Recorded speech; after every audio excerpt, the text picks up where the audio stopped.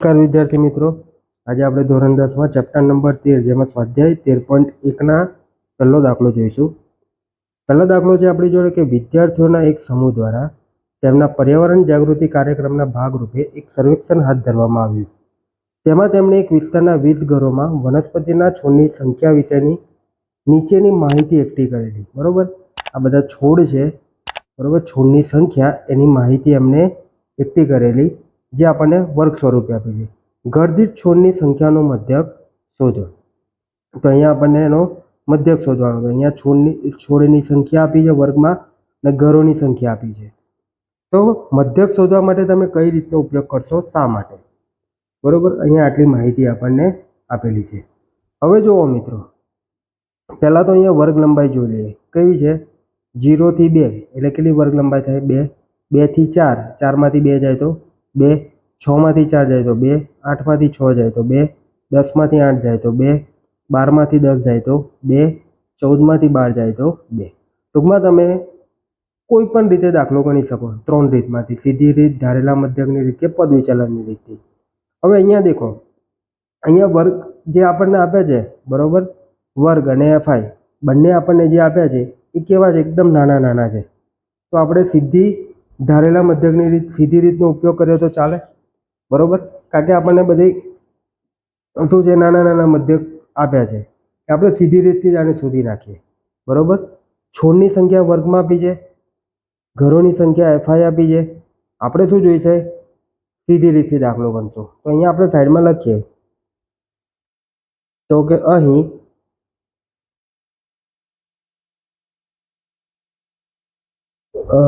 અહીં એફઆઈ અને એક્સઆઈ, બરોબર, મતલબ મધ્ય કિંમત અને ઘરોની સંખ્યા, બરોબર, ની કિંમતો નાની હોવાથી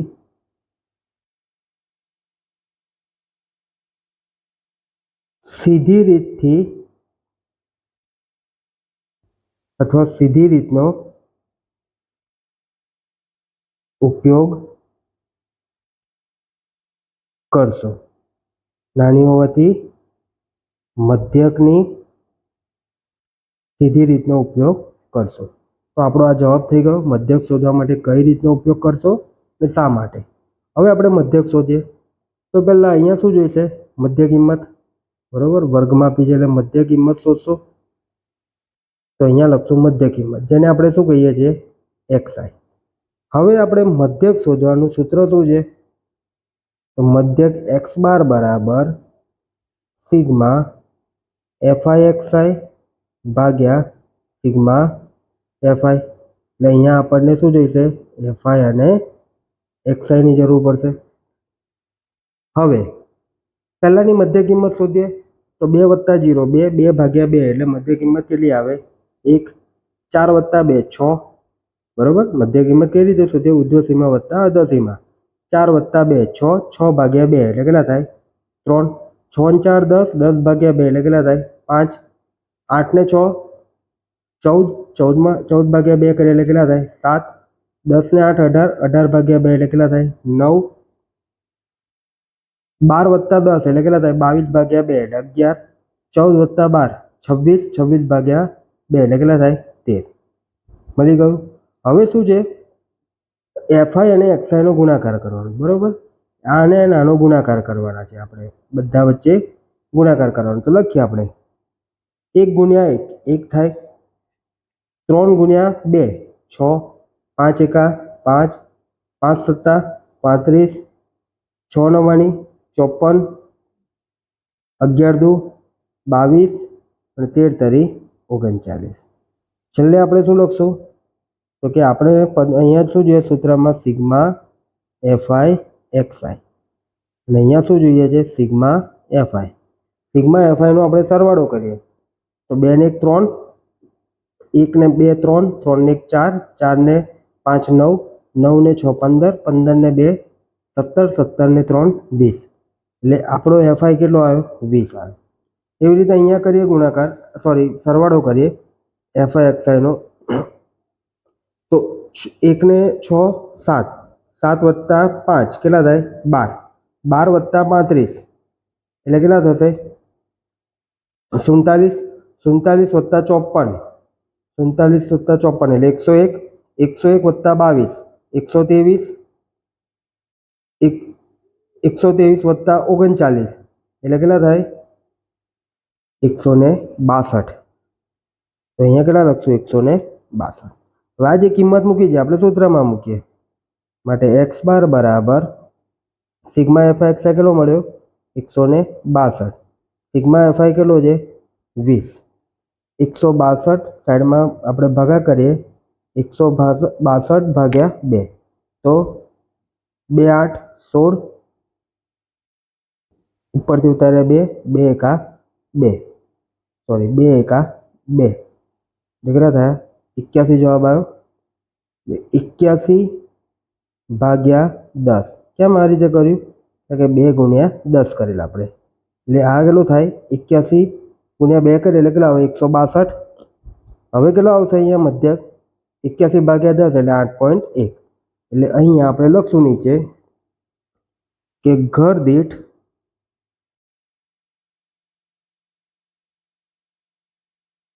છોડની સંખ્યાનો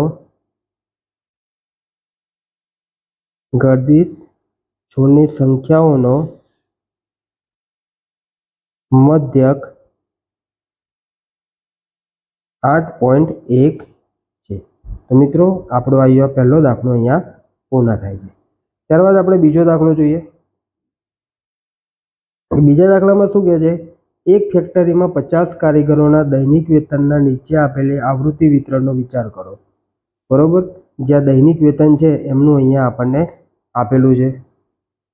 તો દૈનિક વેતન આપણને વર્ગમાં આપ્યું છે કેટલું છે 500 થી 200 520 વેતન મળતું હોય તેવા કારીગરો કેટલા છે 12. 520 થી 540 વેતન મળતું હોય તેવા કારીગરો કેટલા છે 14. 540 થી 560 વેતન મળતું હોય એવા કારીગરો કેટલા છે 8. 560 થી 580 વેતન મળતા હોય એવા 6. 580 થી 600 વેતન મળતા હોય એવા કારીગરો કેટલા છે 10. તો અહીંયા યોગ્ય રીતનો ઉપયોગ કરી કારખાનાના કારીગરોનો દૈનિક વેતનનો મધ્યક શોધો. પહેલા તો આપણે વર્ગ લંબાઈ જોઈ લઈએ બધાની. તો 520 માંથી 500 જાય તો કેટલી આવે વર્ગ લંબાઈ 20. 540 માંથી અહીંયા 520 જાય તો કેટલી આવે 20. 560 માંથી 540 તો કે 20. 580 માંથી 560 જાય તો 20. 600 માંથી 580 જાય તો 20.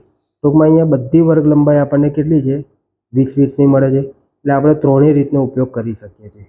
હવે એક વસ્તુ અહીંયા જુઓ, તમે અહીંયા મધ્ય કિંમત શોધશો. બરોબર, પહેલું તો આપણે અહીંયા શું શોધવાનું છે મધ્ય કિંમત, પછી કહું કઈ રીતનો ઉપયોગ આપણે કરીશું અને શા માટે.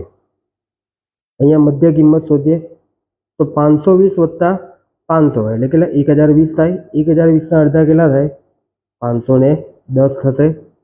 કેટલા થાય 510. 520 વત્તા 540 એટલે એ 1060 એના અડધા કેટલા થશે 530. ચલો 560 વત્તા 540 એના અડધા કેટલા થાય 560 વત્તા 540 એટલે 1100 થશે ને 1100 ના અડધા કેટલા થાય 550. એ રીતે 580 વત્તા 560 એટલે 1120 એના અડધા 570 સોરી કેટલા થશે 1140. 1140 ના અડધા કેટલા થાય 570. એ રીતે 600 વત્તા 580 એટલે કેટલા થશે 600 વત્તા 500 6 ને 5 11 એટલે 1180 થાય. 1180 ના અડધા કેટલા થશે 590.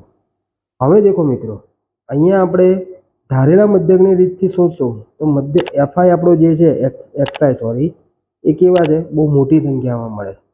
તો આપણે શું કરશું પદ વિચલનની રીતનો ઉપયોગ કરશું. જ્યાર સુધીમાં જો એક વસ્તુ ધ્યાનમાં રાખવાની કે તમને જો fi xi ની કિંમત નાની હોય તો સીધી રીતે ઉપયોગ કરવાનો. બરોબર, વર્ગ લંબાઈ સમાન હોય તો તમે બાકીની ત્રણેય રીતનો ઉપયોગ કરી શકો. અને એક વસ્તુ ખાસ જોવાની કે આપણી જે એક્સઆઈની કિંમતો છે એ જો મોટી હોય, બરોબર. હવે તમે અહીંયા જો એફઆઈ ગુણ્યા એક્સઆઈ કરશો, બરોબર, સીધી રીતનું, તો આ શું થઈ જશે? તમારે બહુ મોટી ગુણાકાર થશે, પરીક્ષામાં ટાઈમ વધારે વેસ્ટ થાય. એટલા માટે આપણે શું કરશું કે પદ વિચલનની રીતનો ઉપયોગ કરીએ. ચલો, પદ વિચલનની રીત શોધવી હોય તો અહીંયા આપણે શું જોઈશે? પહેલું તો કે યુઆઈ જોઈશે, બરોબર. કારણ કે આપણે પદ વિચલનની રીતનું સૂત્ર શું છે? એક્સ બાર બરાબર એ વત્તા સિગ્મા એફઆઈ યુઆઈ છેદમાં સિગ્મા એફઆઈ ગુણ્યા એચ. આ આપણું સૂત્ર છે, બરોબર. હવે યુઆઈ શોધવા માટે આપણે શું કરશું? તો કે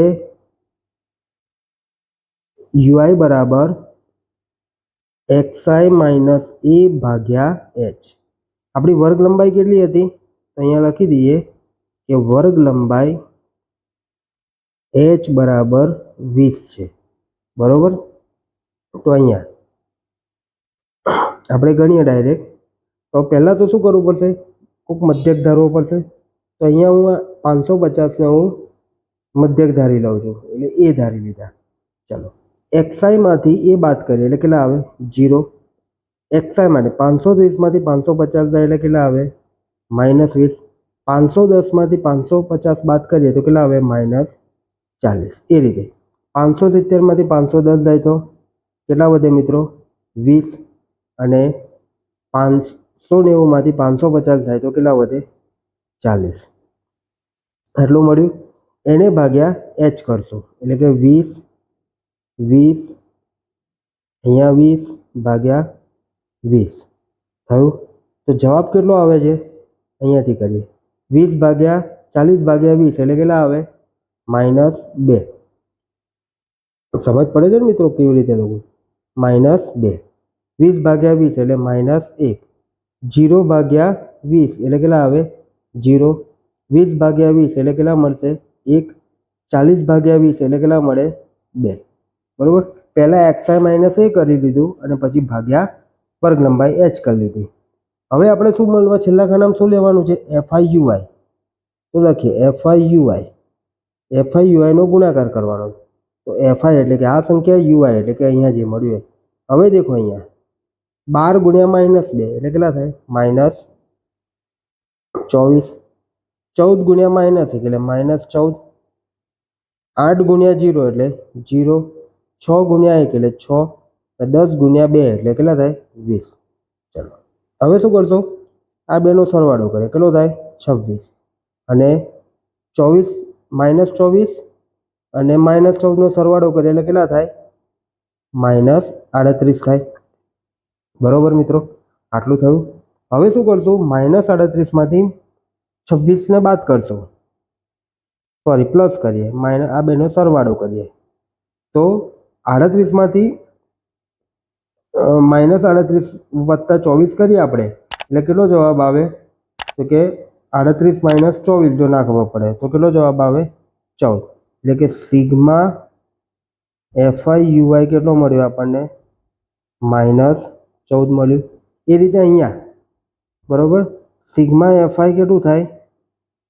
તો કે 12 વત્તા 14 એટલે કેટલા થાય? 26. 26 વત્તા 8 એટલે 34. 34 વત્તા 6 એટલે 40. 40 વત્તા 10 એટલે કેટલા થાય? 50. સૂત્રમાં કિંમત મૂકશું આપણે. હવે તો જોઈએ એ આપણે કેટલા ધારેલા? અહીંયા ફરીથી સૂત્ર લખું છું કે એક્સ બાર બરાબર એ વત્તા સિગ્મા એફઆઈ યુઆઈ ભાગ્યા સિગ્મા એફઆઈ ગુણ્યા એચ. આપણે કિંમત મૂકીએ તો એ કેટલા છે? 550 વત્તા સિગ્મા એફઆઈ યુઆઈ કેટલા મળ્યા? -14. સિગ્મા એફઆઈ કેટલા છે? 50. વર્ગ લંબાઈ કેટલી છે? 20. એટલે 0 ગયા. ચલો, માટે અહીંયા શું થશે? 550 - 28/5 બરોબર. સમજ પડી ને કેવી રીતે કર્યું મિત્રો? 14 28 પ્લસ માઇનસ માઇનસ બરોબર, પ્લસ માઇનસ માઇનસ ને 14 28 28/5 મૂકી દીધા. હવે આપણે ભાગાકાર કરીએ. અહીંયા 28/5 કરો તો કેટલો જવાબ આવે? તો 5 5 25. કેટલા વધ્યા? 3 વધ્યા. ચલો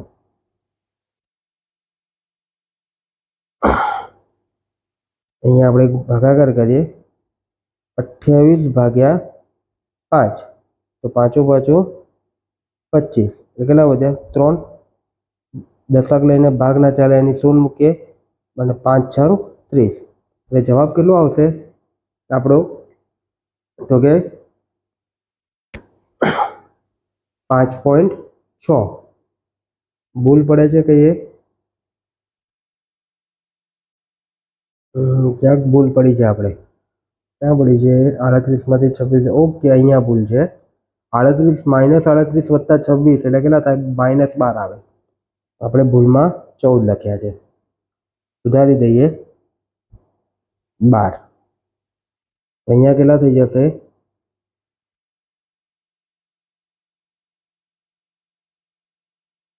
તો અહીંયા પણ 12 આવી જશે. તો 12 દુ 24/5. ફરીથી ભાગાકાર કરીએ. 24/5 તો 5 ચોક 20. કેટલા વધ્યા? 4 વધ્યા. ચલો ભાગ ના ચાલે એની શૂન લઈએ તો 5 8 40 એટલે કેટલા જવાબ આવ્યા? 4.8. એટલે અહીંયા સાઈડમાં લખું છું. આપણો જવાબ કેટલો આવ્યો? 4.8. તો અહીંયા લખશું આપણે 550 વત્તા માઇનસ 4.8. ચલો 550માંથી 4.8 બાદ કરીએ એટલે કેટલા આવે? 545.20 જવાબ મળે. માટે કારખાનાના કારીગરોનો દૈનિક મધ્યક તો લખશું અહીંયા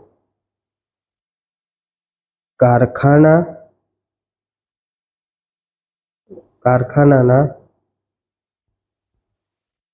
કારીગરોનો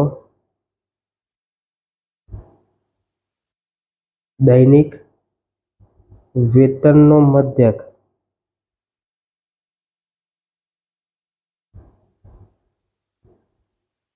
કેટલો મળે છે? 545.20 છે રૂપિયા. બરોબર. તો મિત્રો અહીંયા આપણો બીજો દાખલો પૂર્ણ થાય છે. આભાર મિત્રો.